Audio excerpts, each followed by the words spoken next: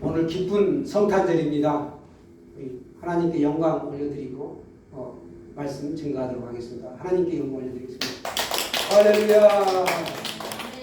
세상에서도 생일이 오면 참 기쁜 날인데 오늘 무엇보다도 예수 그리스도가 가장 귀한 선물이다. 여러분 성탄 선물 받으시죠? 그런데 선물 중에 가장 귀한 선물이고 오늘의 주인공은 예수 그리스도이십니다.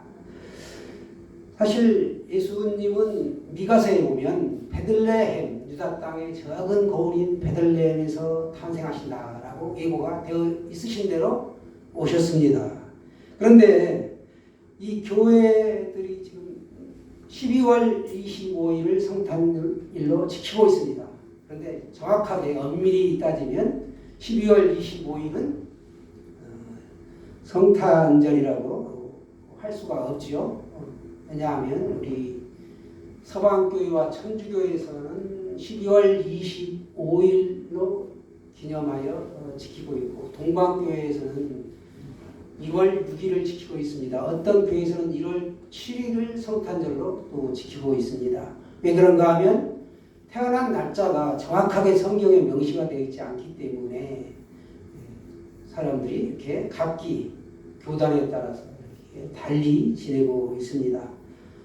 예수님 당시에는 그렇게 예수님 시간이 얼마 지날 동안에는 계속적으로 예수님 탄생에 대한 것이 그렇게 중요하지 않았습니다. 다른 종교의 창시절도 보면 죽고 나서 한참 있다가 그 생일을 기념하곤 하는 것들을 볼 수가 있는데요.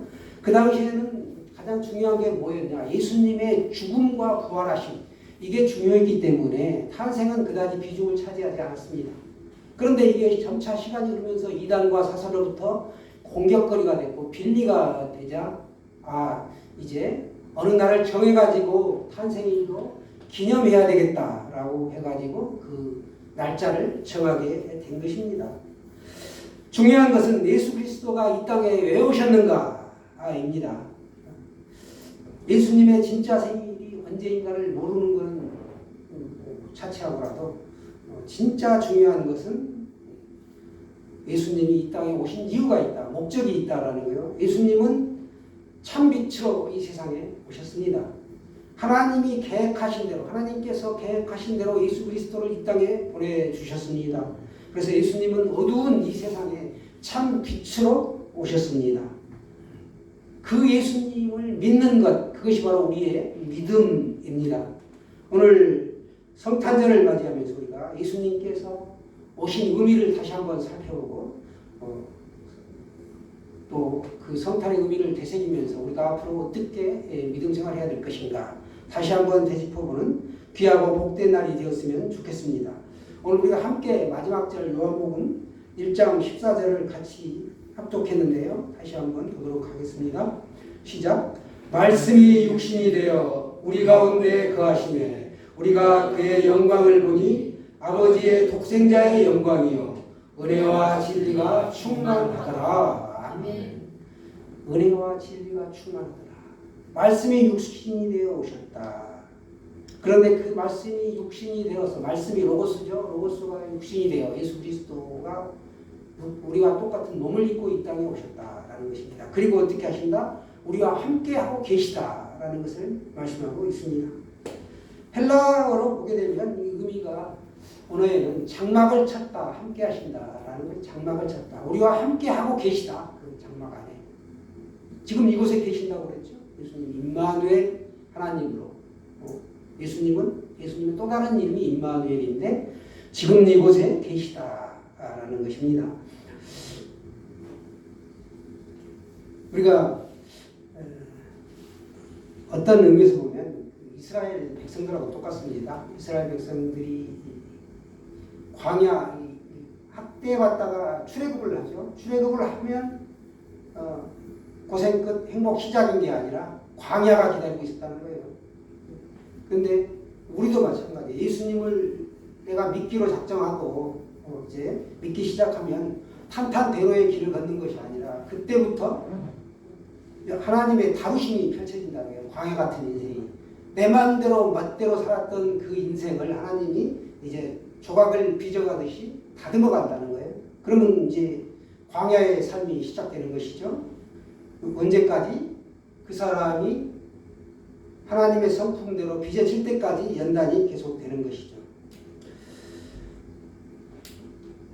오늘 하나님께서 우리 가운데 오셨는데 왜 오셨는가 말씀드리기 전에 잠깐 말씀을 드렸는데요. 우리가 하나님께로 갈 수 없기 때문에 하나님께서 육신을 입으시고 예수 그리스도로 이 땅에 오셨습니다. 만일 우리가 하나님께로 갈 수 있다고 한다면 예수님이 굳이 오실 필요가 없는 것이죠. 그런데 우리가 하나님께로 나아가는 길은 선행을 통해서도 돈을 가지고도 자기의 노력이나 어떤 것으로도 갈 수가 없다라는 것입니다. 그러나 이방의 종교들은, 다른 신들은 사람의 열심 특심으로 비나이다 웃도놓고 비나이다라고 해가지고 나간다는 것입니다. 사람이 종교를 찾아가지요. 그러나 우리 종교는, 우리가 믿는 이 그리스도교는 예수님이 우리를 찾아오셨다라는 사실입니다. 세상의 신들은 차가운 신이죠. 그들은 가짜 신이고 죽은 신이기 때문에, 아무것도 존재하지 않는 신이기 때문에 사람에게로 올 수가 없습니다. 그들은 전부 가짜라는 거예요. 가짜 신이기 때문에 능력이 없는 것이죠. 그러나 우리 주님께서는 우리에게 찾아오셨습니다. 왜 찾아왔는가? 그 찾아오신 첫 번째 이유는 살아 계신 분이시기 때문에, 살아계신 하나님이시기 때문에 우리에게 찾아오셨다라는 것입니다. 존재하지 않고 없는 하나님이라고는 볼 수가 없지만 우리 주님은 살아계시고 능력이 많으시고 전지전능하시기 때문에 우리를 찾아오셨습니다. 또 하나님이 왜 우리를 찾아오셨는가? 두 번째는 사랑이 많으신 주님이시기 때문에 우리를 찾아오셨습니다. 우리 부모가 아이들이 넘어지고 곁길로 가게 되면 사랑을 펼치죠. 종아리를 들어서라도, 회초리를 들어서라도 이렇게 바른 길로 가게 하고, 넘어지면 일으켜 손잡아 줍니다. 그것처럼 하나님은 사랑이 많으신 아버지이시기 때문에 우리를 구원하기 위해 오늘 성탄절에 이렇게 우리를 구원하시기 위해 높고 높은 보좌를 버리시고 낮고 천한 말구 위에 이렇게 임하셨습니다. 그런데 안타깝게도 예수님께서 이 세상의 모든 백성들을 구원하여 주시기 위해 오셨지만 많은 사람들이 다 예수님을 영접하지는 않습니다. 오늘 말씀 1장 12절에 보시면, 우리 1장 12절 말씀 다 암송하고 계실 텐데 한번 같이 볼까요? 시작. 영접하는 자, 곧 그 이름을 믿는 자들에게는 하나님의 자녀가 되는 권세를 주셨으니 아멘. 예. 영접하는 자, 곧 하나님의 자녀가 되는 권세를 주었다. 영접하기만 하면 너는 내 아들이다, 자녀 삼아 주시겠다라고 이렇게 말씀하셨음에도 불구하고 세상은 그를 영접하지 않았다라는 것입니다.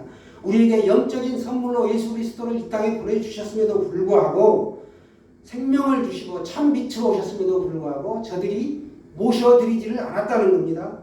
왜 영접하지 않았을까요? 그들은 거부합니다.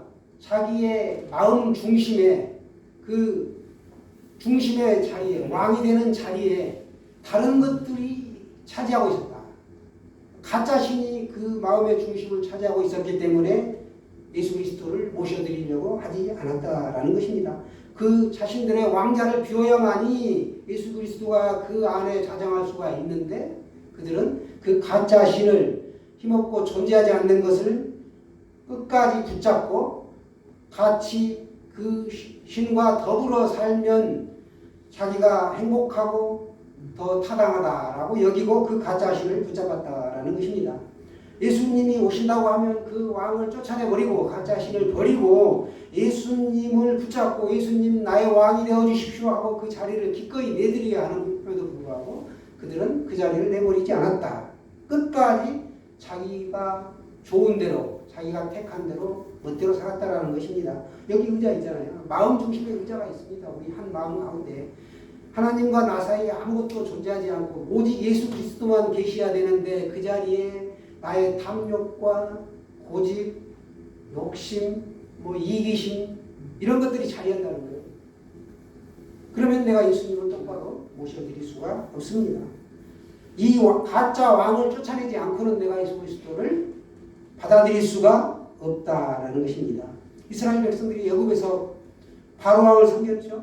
바로 왕을 추종해야만 했습니다. 바로 왕을 따르지 않으면 혹독한 고문이 따르고 끝내는 살 수가 없게 만들죠. 죽이기까지 하고요. 우리도 마찬가지다. 예수 그리스도를 영접해야만이 우리가 진정 살아날 수 있습니다. 우리는 죄 때문에 죄로 인하여 사망할 수밖에 죽을 수밖에 없는 존재인데 예수 그리스도가 이 땅에 오셔서 우리의 모든 죄를 짊어지시고 십자가에서 죽으시고 부활하셨다. 이게 그리스도교의 핵심이죠. 죽음과 이 사망 권세를 깨뜨리신 그 능력자는 오직 예수 그리스도밖에 없다. 세계 4대 성인 중에서도 예수 그리스도만이 다시 부활하셨고 살아셨습니다. 우리 마음이라는 것이 결국은 이 장악하고 있는 것을 우리가 쉽사리 버리지 못하는 이유가 있습니다. 우리가 아니야 나는 중립적인 사람이야. 나는 기불천도 모든 것 다 믿고 중립적이다. 아니면 나는 아무것도 안 믿는 사람이다. 라고 이렇게 얘기하는 사람들 보면 지금 여기 컵에 보면 물이 있습니다. 이거 제가 이제 기침이 나거나 목이 좀 잠길 때 마시는데 조금 있어요. 마시고 볼까요? 지금 물이 표면적으로 물이 있습니다.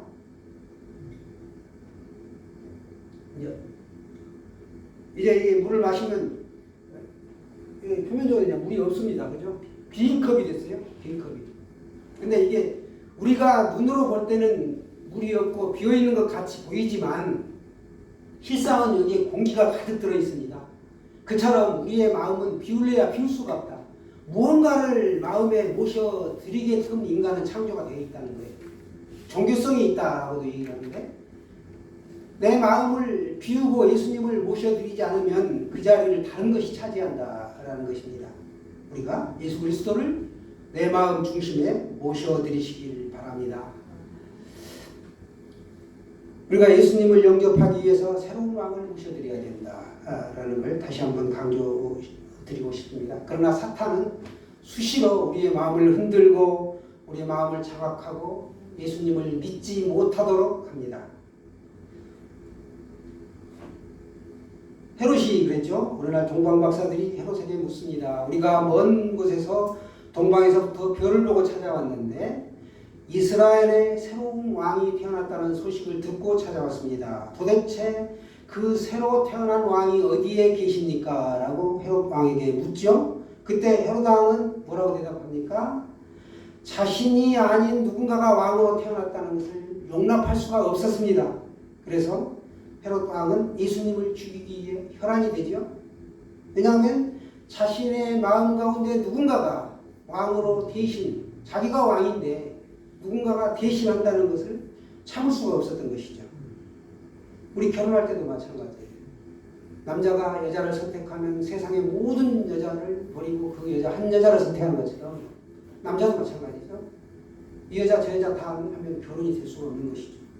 우리가 그렇습니다. 나 예수님 믿어, 나 교회 잘 다녀 라고 말하는 것이 전부가 아니라는 겁니다. 우리들이 마음에 지금까지 자리하고 있던 것들을 다 버리고 구세주 예수 그리스도를 나의 구주와 주님으로 모셔드리고 영접하는 것. 우리 주보에 맨날 보시잖아요. 주보 뒷면 중앙에 보면 영접 기도가 있습니다.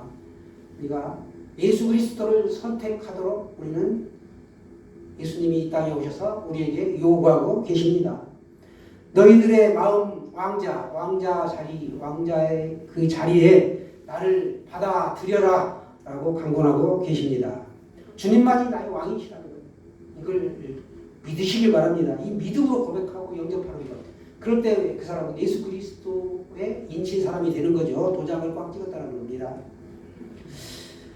사랑하는 성도 여러분, 하나님께서 우리를 선택하셨습니다. 언제 선택하셨는가? 만세전에 창세전에 선택하셨다라고 성경은 말씀하고 있습니다. 저와 여러분을 선택하셨다라는 것 얼마나 좀 대단한 일입니까? 대통령이 우리 집을 누추한 우리 집을 방문해도 황송하고 황공무지로소이다 할 판인데 예수 그리스도가 이 땅에 하나님이신 예수 그리스도가 나를 찾아오셨다. 무엇과도 비교할 수 없는 것입니다. 주님 나의 마음속에 왕으로 오셔서 자장하시고 나를 다스려 주옵소서 이 고백이 있기를 원합니다.